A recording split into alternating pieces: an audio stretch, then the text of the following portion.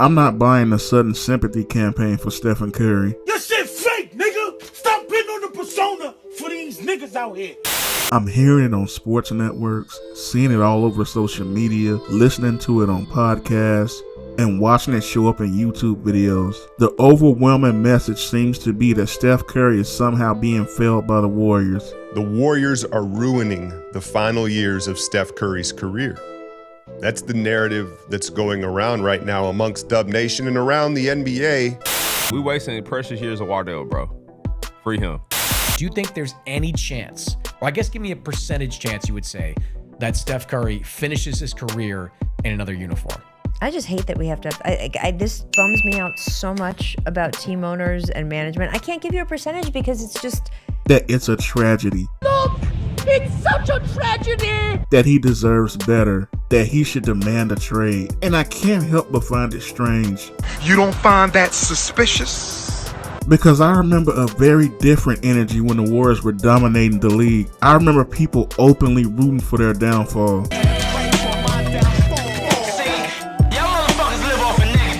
I remember every playoff run turned into a national search for reasons to discredit Steph's greatness. Who's more important, Curry or KD, Dom? Oh yeah, I think this is easy. I think it's KD. I don't think Steph is on the level of a LeBron James, of a Kevin Durant, of a Kawhi Leonard. I think he is one hell of a player. That's not to diminish anything he's been able to accomplish. You're a fucking liar! Shut up! I remember the constant qualifiers attached to every accomplishment. The championships came with asterisks. The MVPs came with caveats. The dynasty came with explanations for why someone else deserved more credit. Now suddenly, some of those same voices want us to believe they're deeply concerned about Steph Curry's well-being. It's bullshit. Really? The Warriors are failing him because they're not competing for a championship every season? How many all-time great players spend their entire careers on championship contenders? Chances are near zero. The reality of professional sports is that even the greatest players eventually experience decline, roster turnover, injuries, and seasons where contention isn't realistic. That's not a Warriors problem. That's the natural life cycle of nearly every franchise. And let's be honest about the current situation. Did the Warriors not just make a major move to acquire Jimmy Butler? Did Jimmy Butler not get injured? Does that context suddenly not matter because it gets in the way of a more dramatic narrative? What inspired me to make this video was a recent comment from Kendrick Perkins. What's your reaction to the state of the Warriors, where they currently are? That Steph needs to be planning his exit strategy from the Golden State Warriors. Stop it. But I also want to watch Steph Curry play meaningful basketball. I want Steph Curry to be playing when it matters the most. Then I saw Rachel Nichols' tweet and couldn't help but just laugh. Now we're supposed to believe that everyone is heartbroken over Steph Curry's situation? It's difficult for me to take that concern seriously. Because if you're so concerned with Stephen Curry, where was this concern when there was always debates about who was better between KD or Steph? Why was there always a qualifier for everything he accomplished? Why was seemingly everything he did diminished? Everybody agrees now that Steph Curry changed basketball. Everybody agrees he's an all-time great. But if those things were always true, then why did so many influential voices spend the better part of a decade questioning, minimizing, or explaining away his accomplishments? Game on the line. One shot. Who would you rather have taking it, Iggy or Curry? What? I want Iguodala. Fuck off. But the greatest point guard of all time is a guy no one calls a point guard, but he really is. And that's LeBron James. Fuck off. I'm getting texts from people that I really value their decision, right? High-level people. And what these texts are reading is, well, how about the leadership of Stephen Curry? Fuck off. That's why this sudden sympathy feels performative to me. Not because people are wrong to appreciate Steph Curry, but because many of the same people who now talk about him as an unquestioned legend spent years treating his greatness as something that needed to be debated. Let's not confuse a fun player who gives you a lot of highlights with a guy who is raising the level of his team. He has been absolutely huge, but it doesn't translate to wins and losses. Right? It doesn't. Steph Curry is fun. He's a human highlight reel. He's a phenomenal shooter. He's the best shooter I've seen in years. But is he raising the level of the Warriors? He's not. I want Iguodala. People laugh at this take now, but here's what people forget. This wasn't some random tweet. This was on the biggest sports network in the entire world. And it was about a broader narrative. Steph isn't clutch enough. Steph isn't physically dominating enough. Steph can't be trusted in the biggest moments. Can you imagine someone on a major network arguing they'd rather have Robert Horry take the last shot than Kobe Bryant? Or how about John Paxson over Michael Jordan? Ray Allen over LeBron? Oh wait. Back out to Allen. His three-pointer. Bang! And if you thought that Iggy take was bad, it gets worse. Kevin Durant's going to be the MVP of the series because the voters don't seem to have the guts to make the MVP from the losing team.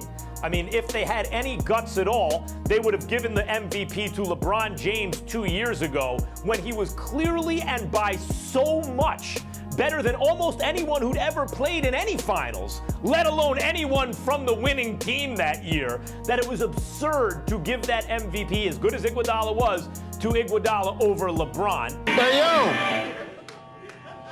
Shut the fuck up! Okay.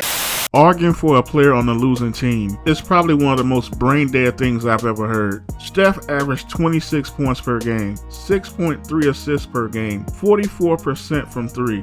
Steph Curry received 0 Finals MVP votes. 0. The best player on the championship team got 0 votes. How is it even a legitimate argument that a player on a losing team wins Finals MVP? The sad part is Kellerman isn't the only one who thought that, because LeBron actually received Finals MVP votes on the losing team. So it's bad enough that Steph, who was the best player on a championship team, didn't even receive a vote, but the role player on his team won Finals MVP. That's a level of disrespect that I just don't understand. So the next season, Steph won 73 games, well, the Warriors won 73 games, and he won unanimous MVP. And they lose in the finals, which was not good. We can all admit that. Steph didn't play well. And if he played well, they would have won. But the next year after that, Stephen A., the news again coming in moments ago, Kevin Durant heading to the Golden State Warriors. How are you viewing this move from Durant? Well, I'm viewing it as the weakest move I've ever seen from a superstar. Plain and simple. That's just how I look at it. 2017 comes. Well, the 2017 season. Suddenly the narrative changes. Instead of Steph has another superstar helping him, the discussion became maybe KD is actually better than Steph. Or KD is better than Steph. Oh yeah, I think this is easy. I think it's KD. I mean, it's the 7-footer who can handle the ball and shoot and also play defense. You're shaking your head, Mina. Like if you could draft any of those players right now, and those are the two left, well, I think he's more important to this team. He gives them more value than Steph Curry does at this point. Did this ever happen when LeBron played with Wade or AD or Kyrie? One-on-one, Irving puts it up. It's good! If it did, it wasn't a constant talking point like with Steph and KD. Wade was already considered a top 3 to 10 player when LeBron joined Miami, and Wade actually outplayed LeBron in the 2011 finals. Yet there was little to no discussions about who was better between the two. This isn't about proving Steph is better than LeBron. This isn't about saying every network, every media outlet hated Steph. I'm just wondering, why does Steph Curry have to keep proving things that other superstars were simply given credit for? The moment Kevin Durant arrived, Steph stopped getting credit for Golden State's success and started getting blamed for Golden State's talent. When Durant and Steph teamed up together, one of the few downsides is I don't know that either of these guys is almost eligible for the award. You see the nasty shit the media was doing? I have to ask. When LeBron teamed up with Wade and Bosh in 2011, was there a single person in the media saying LeBron and Wade shouldn't be eligible for MVP? LeBron won not only one, but 2 MVPs with Wade and Bosh on his team. That Heat team was loaded when they added Shane Battier in 2012 and then Ray Allen in 2013. Not one media member said LeBron shouldn't have been eligible for MVP. They actually tried to give LeBron even more awards than he deserved, like D4 in 2013. Let me just speak on that. Like, yo, Bron, stop it, bro. You ain't never had to check nobody, bro. His biggest defensive plays are the chase down blocks. But he was saying something like, he could have got Mark Gasol award. Man, I didn't think not one time LeBron deserved that. If Mark didn't get it, I should have got it. And to see that he's saying for his legacy, he should have got that award. I'm saying to myself, bro, every game you came in, you was the 100. You was the guy. You was a traffic cone. And all you did was a couple chase down blocks a game. They wanted to give LeBron MVP in 2020 when AD damn near led the team in every stat. LeBron made first team All-NBA in 2020 without a problem. Okay, cool, he deserved it. I just think it's funny how there was just never any punishment for LeBron playing with top players, but Steph gets punished. In that 2017 season, the Warriors won 67 games. Steph played 79 games. KD missed about a month with injury. The most box office player in the league just won back-to-back MVPs, including a unanimous one. Already got screwed out of a Finals MVP in 2015. So the voters decided in 2017, Steph not only didn't deserve top 5 MVP consideration, but wasn't even a first-team All-NBA player. It would seem like Nick Wright's propaganda worked. Okay, Westbrook had an outlier triple-double season, even though he was on a sub-50 win team, but an argument can be made for Westbrook being deserving. But I feel like Steph should have made it over Harden.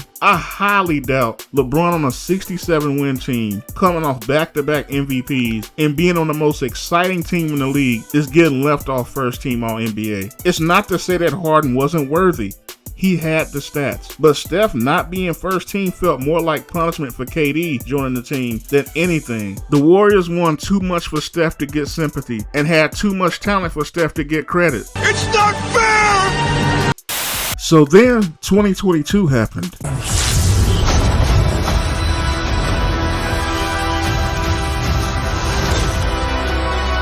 Second shot. Curry again. Oh! Flips it up. Shot back to Curry. Step back. Three-pointer. Bang! Assist for Green. Curry a long three. It's good! The 2022 championship should have ended it. It should have put to bed all of those trash narratives. 31.2 points, 6 rebounds, 5 assists, 2 steals per game, 62.6% true shooting, a historic Finals MVP run. But just when you thought it couldn't get any more hilarious, ESPN's 2022-23 rankings were revealed, and Steph was ranked 5th, behind Giannis, Jokic, Luka, and Embiid. How many boxes did Steph need to check? He won the title. He won Finals MVP. He beat multiple players ranked ahead of him. What exactly was left to prove? Maybe Iguodala deserved Finals MVP. Maybe KD was really better. Maybe Steph wasn't first team in 2017. Maybe he just didn't deserve it. I say all of that to say this. For years, there was a tendency in debate shows, on podcasts, and on social media to attribute Golden State's success to Steve Kerr, the system, spacing, or the roster, rather than Curry's unique impact. People were reluctant to ever call Steph the best player in the NBA, even after he won in 2022 and erased all doubt when he got his first Finals MVP. Steph also has never, to me, been clearly the best player in the world. I have him at 12, guys, in spite of now the 4 championships. That's why he's at 12, like he has 4. I have KD ahead of him, and I'll tell you why. Why are you the way that you are? Honestly, every time I try to do something fun or exciting, you make it not that way. I hate so much about the things that you choose to be.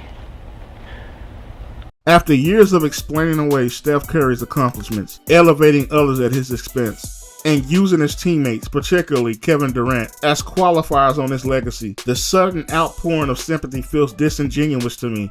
If you spent a decade minimizing what he achieved, don't expect me to believe you're genuinely concerned now that the Warriors are no longer a dynasty. It comes across less as concern for Steph and more as relief that the era he defined is finally over. And with that, I hope y'all have a good day. And remember, we're all gonna die at some point.